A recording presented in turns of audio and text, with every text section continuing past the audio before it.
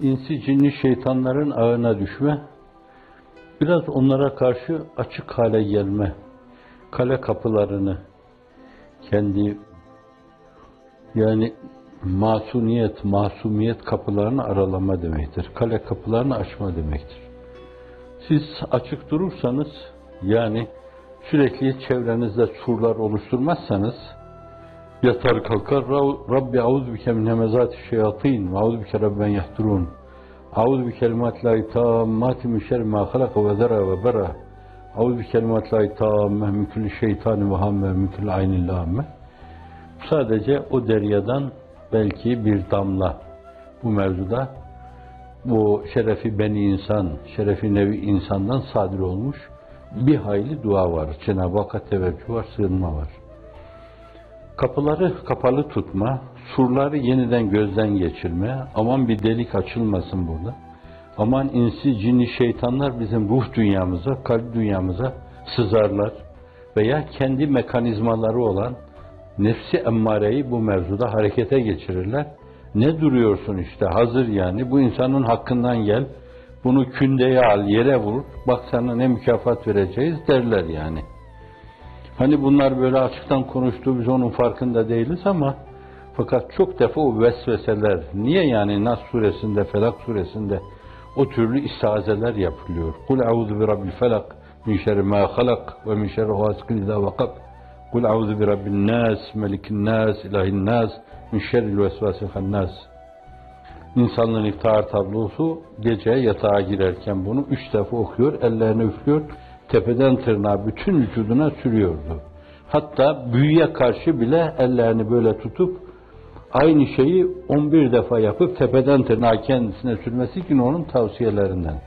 İşte bu kale kapılarını bir yönüyle kapalı tutma, beyhude yorulma ey şeytan, ey insi cinni şeytan, kapılar sürmelidir deme, surları sık sık gözden geçirme, delikler varsa, açıklar varsa, çatlamalar varsa onları restore etme, takviye etme.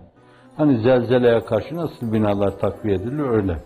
Bu açıdan başta hani sorunun içindeki o şey sadece şeytanların ağına düşen insan ki onlara karşı açık bulunduğundan dolayı farkına varmadan hafizanallah, onlar da onu işte uyuyan bir insan, gafil bir insan, öyle olunca zincire vururlar, götürürler, kendi gayyalarına atıverirler, hafizanallah.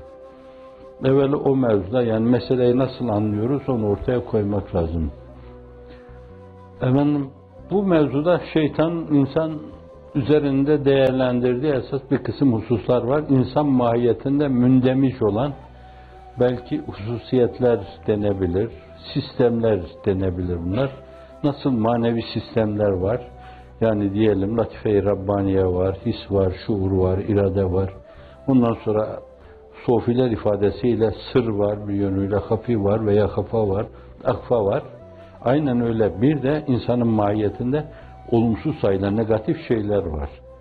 Tıpkı insanın karşısında şeytanın olması gibi, öyle bir şey, insanın karşısında şeytanın olması gibi öyle bir şey var. İnsan mahiyetinde olan bu negatif şeyler de işte böyle makam tutkusu bu önde gelen şeylerdendir. Bazı kimseler buna dilbeste olabilirler, zaafları vardır. Fakat bazı kimseler umursamazlar makamı. Fakat makamı umursamamanın yanı başında bakarsınız ki bana çok böyle bir yerden ama meşru ama gayrimeşru böyle bir yerden para aksa gelse de filan ben de onu bir güzel kullansam. Hiç makam derdi yoktur. Ben öyle insanlar tanıdım. Yani mesela en genç yaşlarında bile kendilerine milletvekillik teklif edilince çok komik bulmuşlardır bunu. Allah Allah ya, bu insanlar hizmeti hiç bilmiyorlar demek. Bu nasıl şey böyle?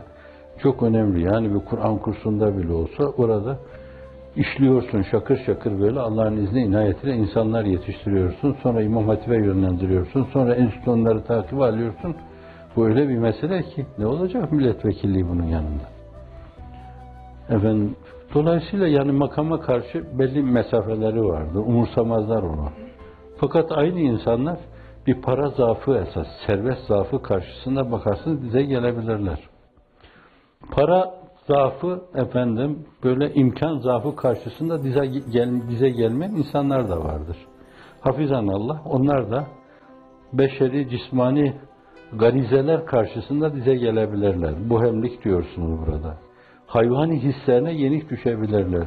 Kur'an-ı Kerim'de iki yerde bir yönüyle hatta kelbe bir yerde merkuba benzetiyor, bir yerde de kel en'am velem adallu sebila diyor Furkan Sure-i Cellesi'nde.